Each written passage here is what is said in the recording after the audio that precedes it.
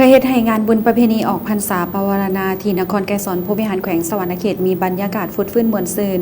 ทางคณะกรรมการจึงได้จัดให้มีหลายกิจกรรมพิเศษของงานก็คือการแข่งขันส่วงเหือซึ่งเป็นกิจกรรมที่สำคัญและได้สร้างบรรยากาศคึกคืนให้แก่งานซึ่งปีพุทธศักราช 2568 มีเหือประเภทต่างๆเข้าร่วมแข่งขันทั้งหมด 44 ลำในนี้แบ่งออกเป็น 4 ประเภทเหือคือเหือประเภทเหือเจาะหรือ55สีพายมี8ลำเหือสูตรหรือเหือติด55สีพายมี8ลำเหือประเภทกลาง35สีพายมี8ลำและเหือประเภทกีฬา12สีพายมี20ลำสำหรับการแข่งขันในเวลา2วันวันที่7ตุลา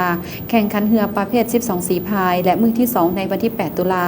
แม่นการแข่งขันเหือประเภทกลางและใหญ่ซึ่งเต็มไปด้วยบรรยากาศอันฟุดฟื้นมวลซื่นผลการแข่งขันเหือส่วงแต่ละประเภทสามารถสรุปได้คือประเภทเหือน้อย12สีพายรางวัลที่1ได้แก่เหือแก้วฟ้ามีไซบ้านหัวหาดเมืองไซภูทองได้หับรางวัลเงินสด8ล้านกีบพร้อมขันรางวัล1หน่วยอันดับที่2ได้แก่เหือเจ้าพอหัวหินบ้านน้องเดินเมืองสองคอนหับรางวัลเงินสด6ล้านกีบอันดับที่3ได้แก่เหือน้องปาวานบ้านหัวหาดเมืองไซภูทองได้หับรางวัลเงินสด5ล้านกีบและได้อันดับที่4เหือถดสะพลบ้านถาโพเมืองไซภูทองหับเงินรางวัล4ล้านกีบประเภทเหือกลาง35สีพายอันดับที่1ได้แก่เหือแก้วไพลินบ้านจอมแก้วนครไกรสอนพรหมวิหารได้หับรางวัลเงินสด20ล้านกีบพร้อมขันรางวัล1หน่วยอันดับที่2เหือแก้วฟ้ามีไซบ้านบุ่งนาดีเมืองไซภูทองได้หับรางวัลเงินสด15ล้านกีบพร้อมขัน1หน่วยอันดับที่3ได้แก่เหือนางเหลาทองบ้านหัวหาดเมืองไซภูทองได้หับรางวัลเงินสด12ล้านกีบพร้อมขัน1หน่วยอันดับที่4แม่นเหือพรผะวิเศษบ้านนาพานเมืองไซภูทองได้หับรางวัลเงินสด10ล้านกีบประเภทเหือสูตรหรือเหือติด55สีพายอันดับที่1ได้แก่เหือแพเมืองป้านครไกรสอนพรหมวิหารได้หับรางวัลเงินสด50ล้านกีบพร้อมขันรางวัล1หน่วยอันดับที่2ได้แก่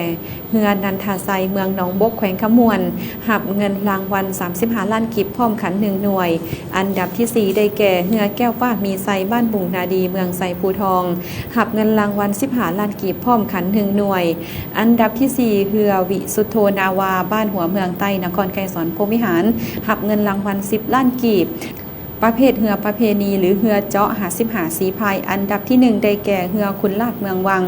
บ้านถาโพเมืองไซภูทองได้หับรางวัลเงินสด55ล้านกีบพร้อมขันรางวัล1หน่วยอันดับที่2ได้แก่เหือเจ้าพ่อคำสิงบ้านถาสโนนครไกรสอนพรหมวิหารหับเงินรางวัล40ล้านกีบพร้อมขัน1หน่วยอันดับที่3ได้แก่เหือเจ้าพ่อเกตแก้วหับรางวัลเงินสด15ล้านกีบพร้อมขัน1หน่วยอันดับที่4ได้แก่เหือนางสาวสวีวันบ้านบุ่งนาดีเมืองไซภูทองหับเงินรางวัล10ล้านกีบให้เกียรติมอบเงินรางวัลขันเงินรางวัลในครั้งนี้นำโดยทานคำผุยศรีบุญเฮืองเลขาภาคนครไกรสอนพรหมวิหารผัดเปลี่ยนกับบรรดาการนำของนครตามลำดับ